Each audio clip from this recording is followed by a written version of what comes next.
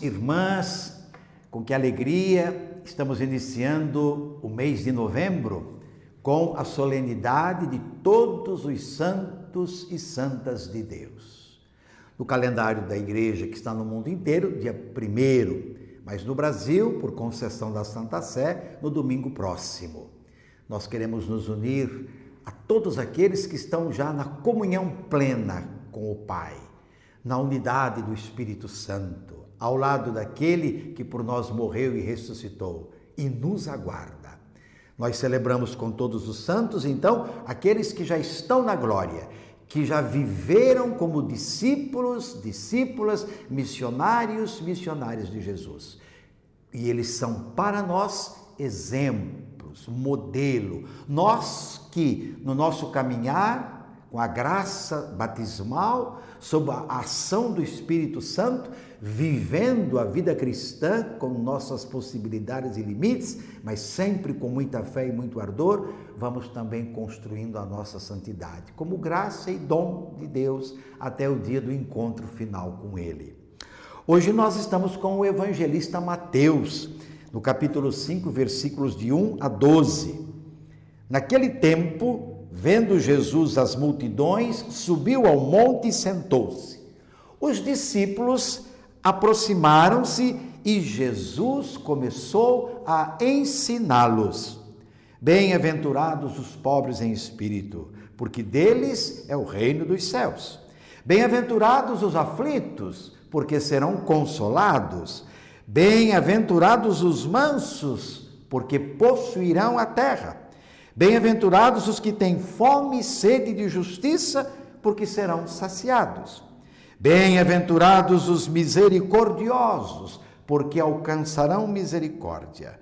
Bem-aventurados os puros de coração, porque verão a Deus. Bem-aventurados os que promovem a paz, porque serão chamados filhos de Deus. Bem-aventurados os que são perseguidos por causa da justiça, deles é o reino dos céus. Bem-aventurados sois vós, quando vos injuriarem e perseguirem, e mentindo, disserem todo tipo de mal contra vós, por causa de mim. Alegrai-vos e exultai, será grande a vossa recompensa no céu. Palavra da salvação, glória a vós, Senhor.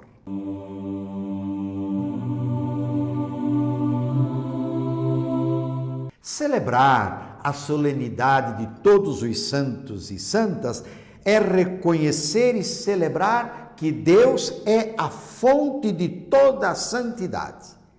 E com Ele, tantos irmãos e irmãs entregaram suas vidas pela causa do reino, acolhendo e percorrendo com eles o caminho que conduz com certeza à verdadeira felicidade, que ninguém pode tirar. Eis a nossa meta, a nossa vocação, a nossa santidade, portanto. No início do Sermão da Montanha, como acabamos de ouvir, Jesus apresenta a nova e definitiva constituição do povo de Deus, o novo povo que ele está formando. A montanha é que nos lembra o Sinai, onde Deus se encontrou com Moisés e lhe entregou a lei.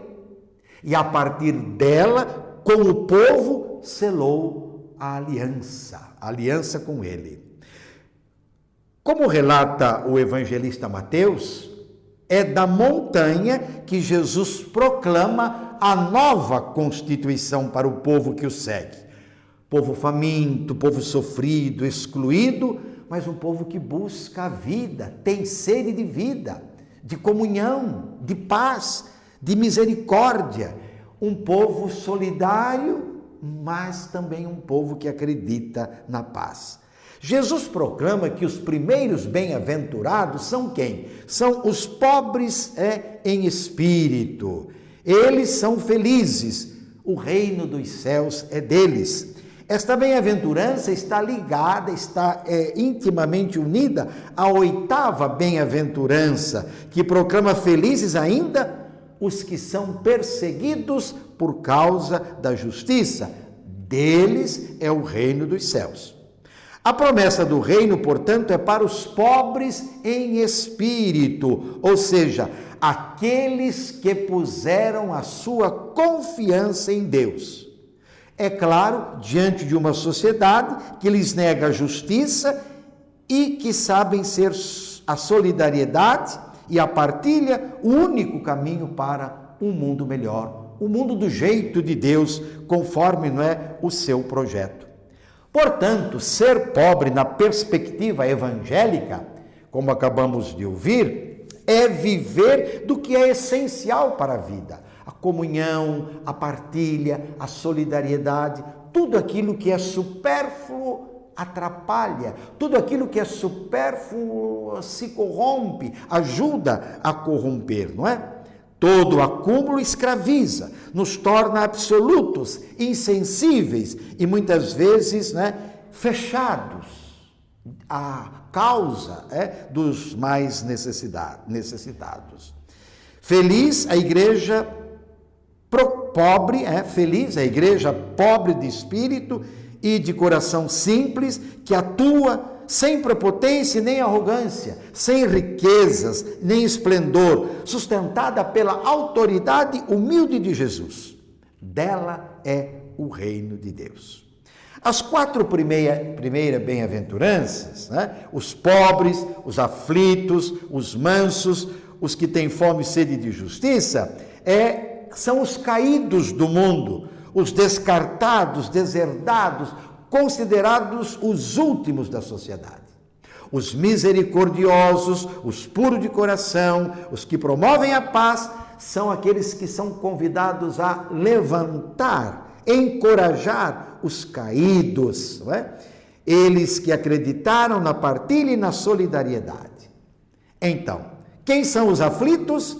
São os pobres e despojados de privilégios e qualquer poder, que compartilham a sorte dos perdedores, e que também foi a sorte de Jesus, enquanto verdadeiro homem. Um dia, eles serão consolados por Deus, os aflitos.